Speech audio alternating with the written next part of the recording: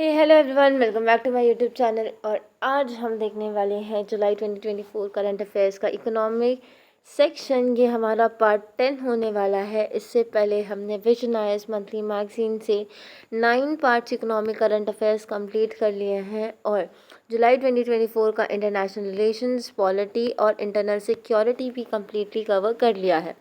अगर आप चैनल पर नए हैं तो चैनल को मतलब ये वीडियो देखें, अच्छी लगे तो चैनल को सब्सक्राइब करें, वीडियो को लाइक करें और कमेंट करना ना भूलें, दोस्तों के साथ शेयर करना भी, ठीक। और बाकी पुरानी वीडियोस भी देख लें जहाँ पे आप अपना पॉलिटी, इंटरनेशनल रिलेशंस और इंटरनल सिक्योरिटी बहुत ही कॉम्प्रिहेंसिवली कवर कर सकते हैं, मेंस और प्रीलिम्स दोनों के लिए। तो चलिए शुरू करते हैं हम पार्ट 10 डिस्कस करने के लिए, जो कि होने वाला है कोल सेक्टर इन इंडिया, जो कि बहुत इंपॉर्टेंट है प्रीलिम्स और मेंस दोनों के लिए। और हमेशा की तरह हम आपसे एक बात कहेंगे कि जाइए पेन और अपनी नोटबुक लेकर आइए, अगर आप अभी सिर्फ लेटे बैठे या खाली पीली वीडियो देख रहे हैं तो, ठीक है, क्योंकि साथ में आपको हमारे क्या करते जाना है, नोट्स बनाते जाना है, ठीक। तो भाई सबसे पहले तो आप ये जान लें कि इंडिया में ना जो 5th लार्जेस्ट जियोलॉजिकल रिजर्व्स हैं वर्ल्ड के, किस चीज़ के, कोल के। अब प्रीलिम्स में आपको वो बोलेगा कि 10th है, फर्स्ट है, थर्ड है, नहीं, कितना है, 5th है। और सेकंड लार्जेस्ट कंज्यूमर है कोल का इंडिया, और सेकंड लार्जेस्ट इम्पोर्टर भी है। तो वो इस डेटा को ऊपर नीचे कर सकते हैं, तो फिर आपको याद रखना है कि सेकंड है। फिर इंडिया में ना जो पावर सेक्टर है, पावर जनरेशन है, वो कोल और लिग्नाइट से 50% तक सपोर्ट होती है। ये 2023 का डेटा है। अब प्रीलिम्स के लिए तो आप समझ गए इसको कैसे आ सकता है, मेंस के लिए कभी भी आएगा कोल से रिलेटेड, तो आपको कोल की ये सब बातें आपको लिखनी ही लिखनी है। अब आते हैं मेन मुद्दे पे कि न्यूज़ में क्यों है। न्यूज़ में इसलिए है क्योंकि भाई इम्पोर्ट जो है कोल का, जो CAGR है, वो मिनिस्ट्री ऑफ कोल कह रही है कि बहुत ही कम हो गया है, 13.94% से -2.29% हो गया है, जो कि काफ़ी अच्छी बात है, क्योंकि इम्पोर्ट डिपेंडेंस जो है हमारी कोल की वो कम हो गई है। अभी ऐसे बैठे बिठाए तो कम नहीं हुई होगी, हमने कुछ स्टेप्स लिए होंगे इनको कम करने के लिए। तो वो स्टेप्स क्या है, पहला तो है, ये सब देखें आप, मेंस के लिए बहुत इंपॉर्टेंट है। डायरेक्ट क्वेश्चन पूछ लेगा कि कोल इंपोर्ट जो है वो हमारा कम हुआ है, CAGR जो है वो कम हुआ है, तो ऐसा क्यों हुआ है, ठीक है, पॉसिबल रीजंस बता दो आप, या फिर इसके अराउंड वो क्वेश्चन पूछ सकते हैं। तो की रिफॉर्म्स क्या है भाई, पहली बात तो है enactment of coal mines special provision CMSP act 2015।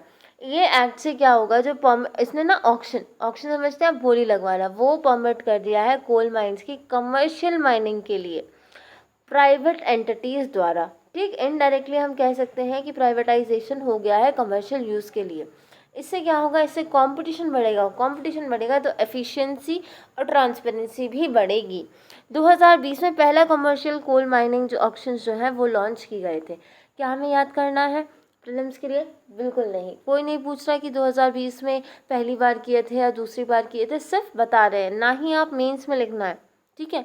बस ये है कि कभी कभार ये जो नॉलेज है वो हमें हमारे आंसर की जो लाइंस हैं वो फ्रेम करने में मदद कर देती हैं। जैसे कि आप अपना आंसर इधर से शुरू कर सकते हैं कि in 2020 first commercial coal mining auction were launched as permitted under enactment of coal and mines CMSP act, ठीक, अगर इस पर क्वेश्चन आता है तो।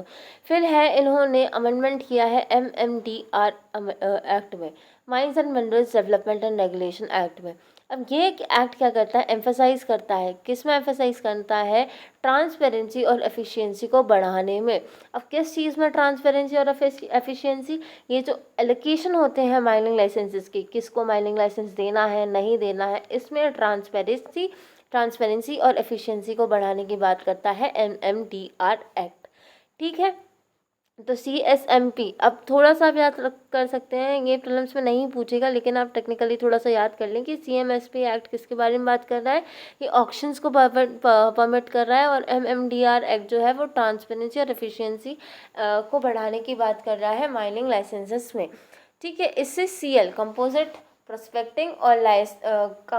प्रोस्पेक्टिंग लाइसेंस कम माइनिंग लीज भी जो है वो अलाउड होगी। इसमें क्या होगा, ये 2 स्टेज कंसेशन है, ठीक है, कि भाई इससे क्या होगा, जो भी माइनिंग कर रहे हैं, जो कैप्टिव माइनर्स हैं, वो थोड़े रिलैक्स हो जाएंगे और उनके जितनी भी रिस्ट्रिक्शंस लगाई जाती हैं उनको थोड़ा सा कम कर दिया जाएगा और वो प्रोस्पेक्टिंग ऑपरेशंस जो है उनको काफ़ी हद तक कंटिन्यू कर सकते हैं।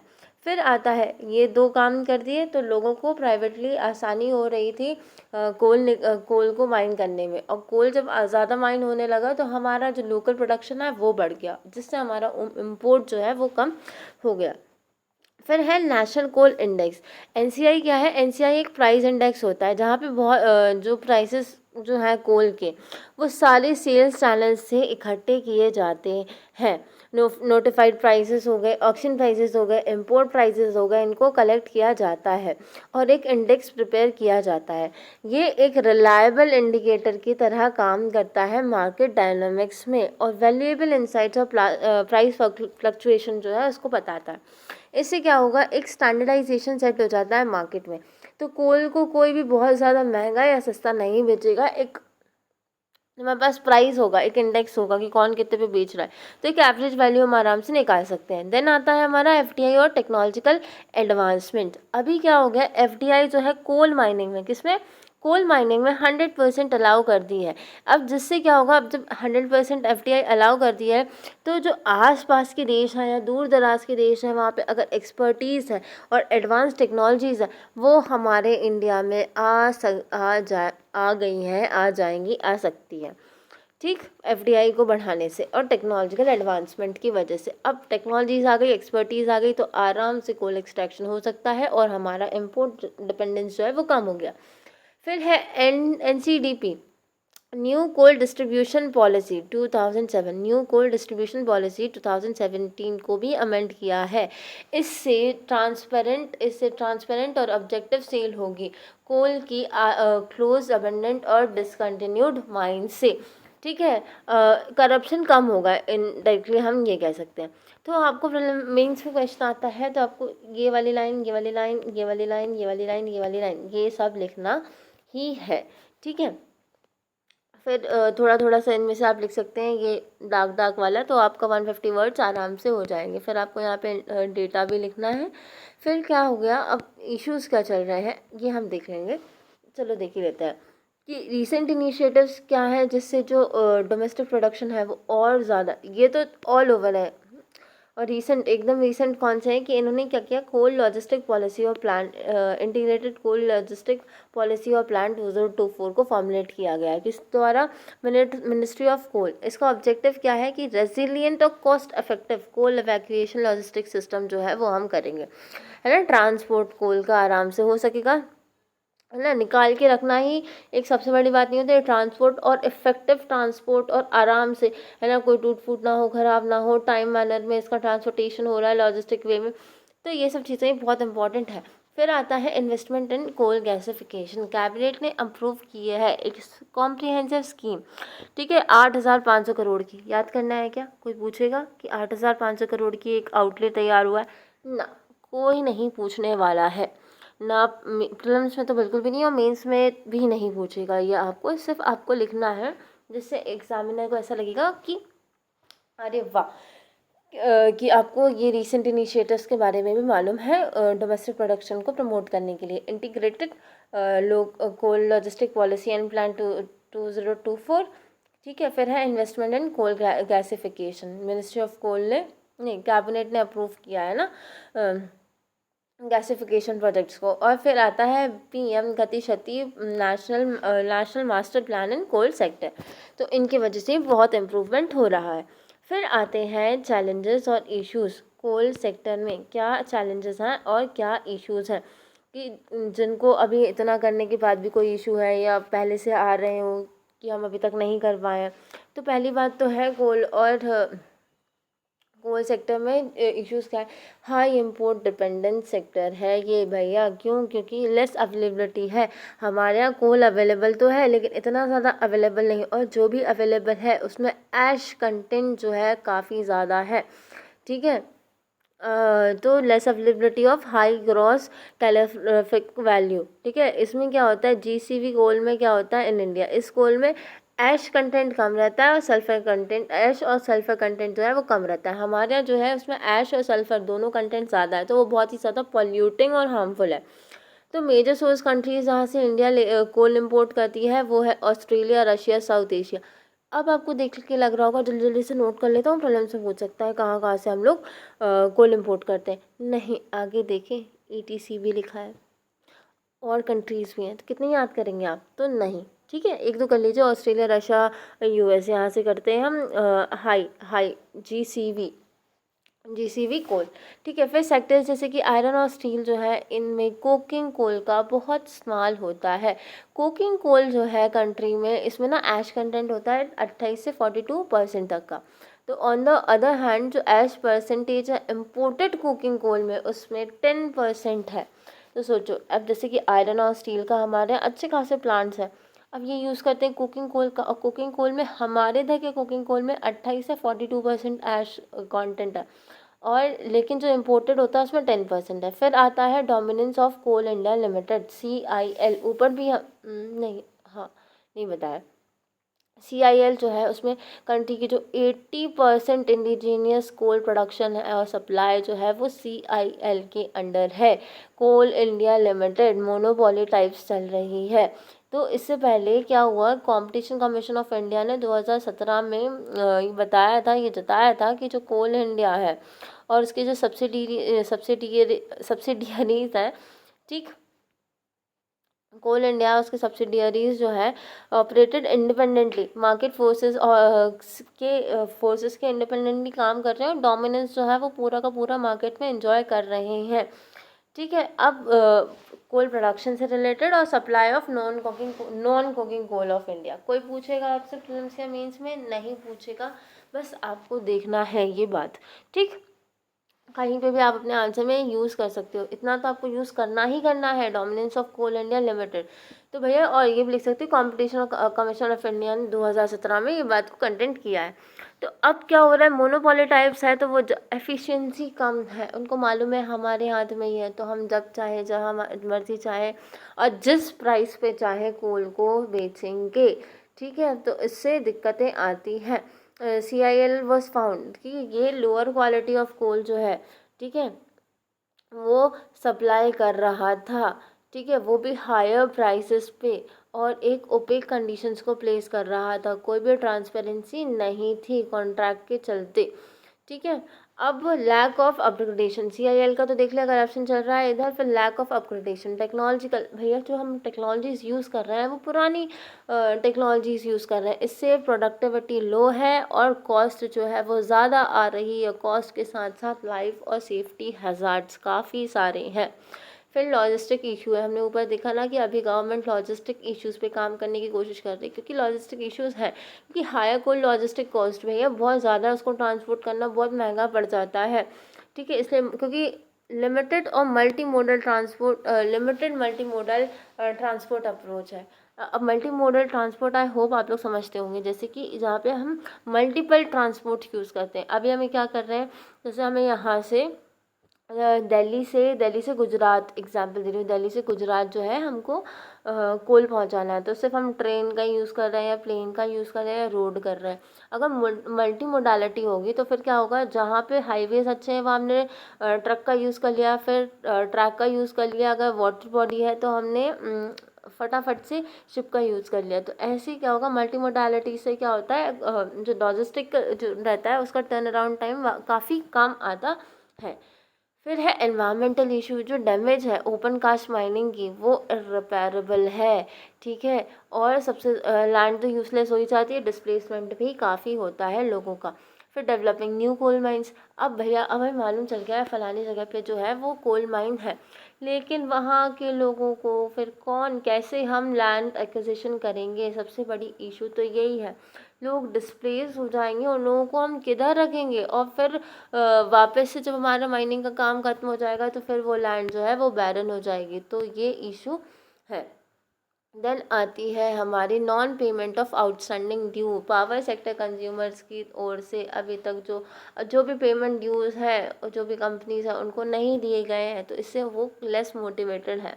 लेबर और इंडस्ट्रियल रिलेशन इश्यूज़ भी बहुत चलते हैं, लेबर आए दिन स्ट्राइक से पहुंच जाते हैं। अब पहुंचने की ज़रूरत ही है क्योंकि बहुत कम उनको फैसिलिटीज़ और एमिनिटीज़ जो है वो प्रोवाइड की जाती है। उनकी हेल्थ हज़ार्ड को कितना हज़ार्ड रहता है। फिर अनसीजनेबल, अब क्या होता है जैसे कोल बियरिंग एरियाज़ है, यहाँ पे वैसे तो सीज़न वाइज ही रेन होती है, नहीं कभी भी रेन हो जा रही है, तो उससे भी बहुत नुकसान होता है। कोल माइंस में पानी भर जाता है, काम रुक जाता है, एफिशिएंसी लो हो जाती है। आई होप आपको ये पूरा का पूरा चीज़ समझ में आ रही होगी और आपको कैसे अपने नोट्स में उतारना है ये भी आपको समझ में आ रही होगी, और कैसे क्वेश्चन आ सकता है कोल से रिलेटेड ये भी आपको समझ में आ रहा होगा, प्रीलिम्स और मेंस दोनों में। ठीक है, तो अगर आप फिर से हम कहेंगे कि चैनल पे नए हैं और वीडियो को अभी तक देख रहे हैं तो प्लीज़ चैनल को सब्सक्राइब कर दें। वीडियो अच्छी लग रही है तो उसको लाइक कर दें, अपने फ्रेंड्स के साथ, फेलो फ्रेंड्स के साथ शेयर कर दें और कमेंट भी कर दें। ठीक है, और इसके बाद आप कल जाके एक एक दो दो वीडियोस और एक्स्ट्रा देख लें पुरानी वाली, और नोट करना ना भूलें क्योंकि नोट्स जो रहेंगे आपके सेल्फ मेड्स वही आपके पास एक ब्रह्मास्त्र रहेगा। जनवरी फरवरी के अराउंड बस 3 महीने बचे हैं। 3 महीने में हमारा 2025 लग जाएगा, फिर आप वापस से रोना पड़ेगा नहीं तो आपको करंट अफेयर्स के लिए, फिर PT 365 मेन 365 के लिए भागोगे और वही दिक्कत चलेगी। फटाफट से करने की कोशिश करोगे, वो मगअप इतना कर नहीं पाओगे, प्रोसेस माइंड इतना कर नहीं पाएगा, फिर आप सोचोगे कि अब अगले साल कर लेंगे। इसलिए नहीं, 3 महीने हैं। अगर अभी तक आपने कुछ भी नहीं बढ़ाया है, मैगज़ीन नहीं पढ़ी है करंट अफेयर्स की, तो कोई बात नहीं, ये जुलाई की चल रही है, अगस्त की अभी हम लाएंगे, तो 7 आपकी 6-7 महीने की मैगज़ीन्स तो यहीं पे दिसंबर तक कंप्लीट हो ही जाएंगी। बाकी अगर आप बोलेंगे हमें तो हम शॉर्ट वे में सिर्फ प्रीलिम्स का हम आपको बाकी मैगज़ीन्स भी कंप्लीट करवा देंगे। तो ठीक है, ये तो थी इश्यूज़ हमारी प्रिपरेशन की भी और ये कोल सेक्टर से रिलेटेड भी। फिर आती है हमारी वे फॉरवर्ड क्या है भाई, इतनी सारी दिक्कत है तो हम क्या कर सकते हैं। सबसे पहले हमने दिक्कत देखी थी क्या, कि भैया एनवायरनमेंट हैज़र्ड्स हैं, तो प्रमोटिंग सस्टेनेबल प्रैक्टिसेस। चलो आपने अगर माइनिंग कर दी है ना, उसके बाद फिर वहाँ पे जंगल उगा दो। कैसे जंगल उगाओगे, आप सोचेंगे जंगल उगने में तो 100 साल लग जाएंगे, नहीं। अगर आपने देखा होगा मियावाकी प्लांटेशन, भाई मियावाकी प्लांटेशन पे 2021 में एक डायरेक्ट क्वेश्चन था UPSC प्रीलिम्स में। हाँ, हमें बहुत अच्छे से याद है, आप चाहें तो देख सकते हैं।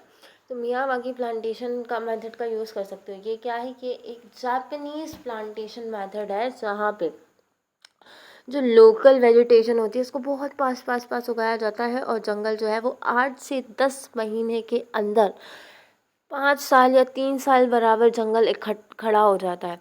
तो मतलब 3 साल में तो आप वो एक फुल फ्लेजेड जंगल बन जाएगा, ठीक है, और प्रॉपर फॉरेस्ट बन जाएगा, ठीक है, वो भी natural forest.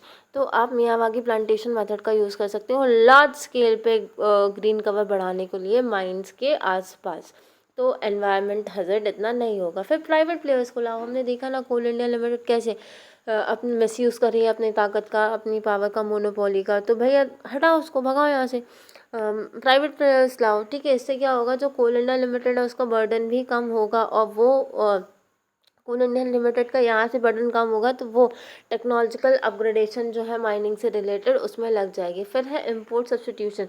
Inter ministerial committee जो है उसकी रिपोर्ट में सजेस्ट करती है कि रैशनलाइजेशन करो किसका, कोल लिंकेज पॉलिसी का। Rationalisation of coal linkage policy किस में एम कर रही है, कि जो भैया जो डिस्टेंस चल रहा है ट्रांसपोर्टेशन में कोल का और कोल माइंस का, यहाँ हमें कोल पहुँचाना है कोल माइंस का, उसका डिस्टेंस कम करो, ट्रांसपोर्टेशन को बढ़ा के लिंकेज जो है वो बढ़ाओ, इन्हांस करो। फिर easy early operationalisation of captive slash coal blocks. भैया अर्ली जितने जल्दी हो सके उसको ऐसे ना करो कि आपने लाइसेंस ले लिया, लीज पे ले लिया और उसको ऑपरेशनलाइज करो जल्दी से जल्दी कैप्टिव या कमर्शियल कोल ब्लॉक्स का। मिनिस्ट्री ऑफ पावर जो है उसको ज़रूरत पड़ सकती है मैंडेट करने की। क्या मैंडेट करने की, domestic based coal power plants की, ठीक है, कि फॉर डोमेस्टिक कोल, ठीक है, कि जितने भी कोल पावर प्लांट्स हैं वो हमारे डोमेस्टिक कोल का उपयोग करें, ना कि इम्पोर्टेड कोल का। इससे क्या होगा, इम्पोर्ट डिपेंडेंस कम होगी,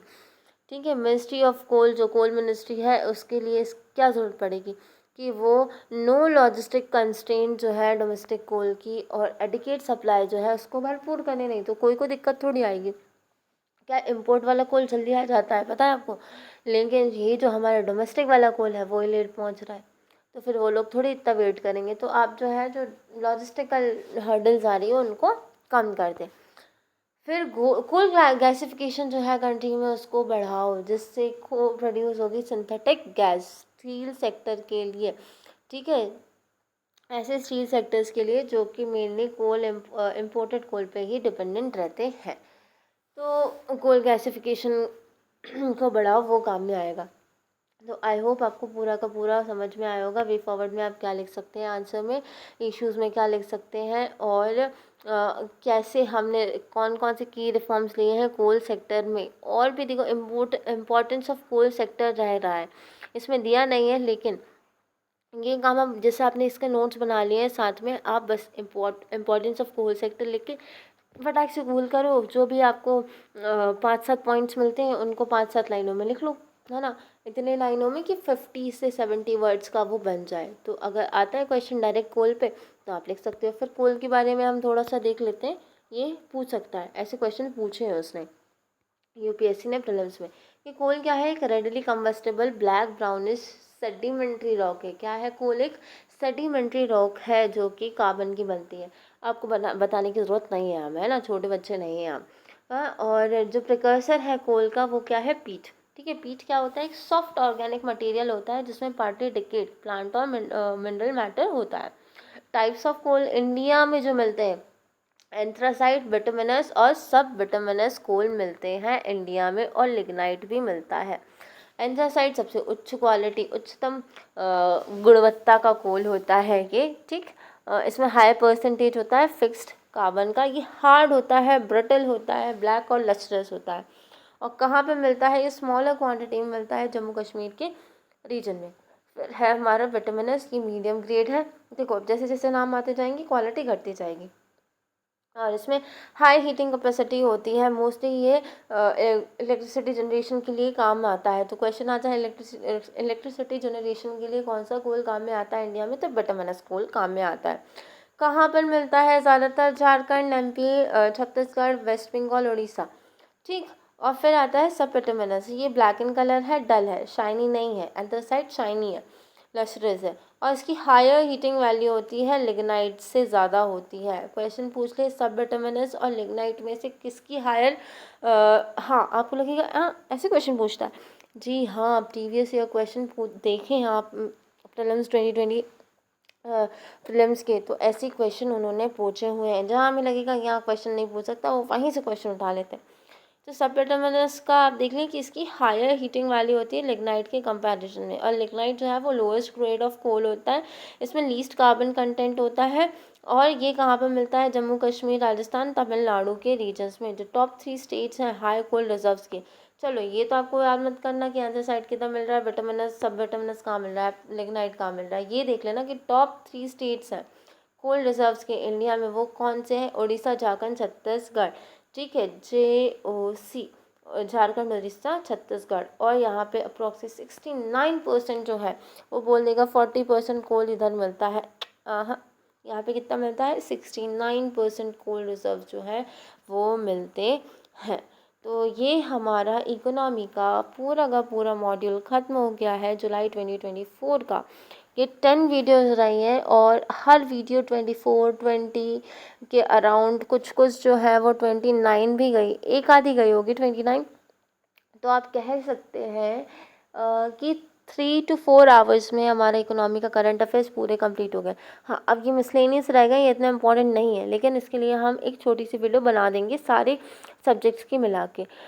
तो भाई हाँ, ये हमारा कंप्लीट हो गया है। और आई होप अगर आप नए आए हैं तो चैनल को, अगर वीडियो अच्छी लगी है तो आपने चैनल को सब्सक्राइब कर लिया होगा, और आप कोशिश करेंगे कि क्योंकि 3 आवर्स में ही, 3 से 4 आवर्स में हमारा पूरा इकोनॉमी कंप्लीट हो गया है। तो चाहे तो आप एक दिन में बैठ के देख लें, चाहे तो आप 2-3 दिन बैठ के कंप्लीट कर लें, और नोट्स बनाना ना भूलें, बहुत इम्पॉर्टेंट है नोट्स बनाना, क्योंकि ये स्टैटिक विजन IAS की मंथली मैगज़ीन इतनी प्यारी मैगज़ीन है भाई, ये स्टैटिक को भी साथ लेके चलती है, और ये क्वेश्चन के हर एक पॉइंट को एड्रेस करती है। इसको कर डाला तो लाइव जिंगल आला, ठीक है, UPSC मतलब UPSC मीन्स जिंगल आला, फिर तो मज़ा ही आ जाएगा। तो बस इतना ही कहेंगे आज के लिए हम, कि अब इकोनॉमी कंप्लीट हो गई है, अब कल से हम एनवायरनमेंट स्टार्ट करेंगे। और हमें इस महीने में जल्दी जल्दी फटाफट से करना है, क्योंकि अगस्त 2024 की विजनाइज की मंथली मैगजीन आ गई है, और हम कोशिश करेंगे कि उसको भी फटाक से शुरू करना है ही है। अब एनवायरनमेंट बचा है, और बाकी सोशल इश्यूज़ और कल्चर में तो बहुत ही छोटू छोटू सा ही है।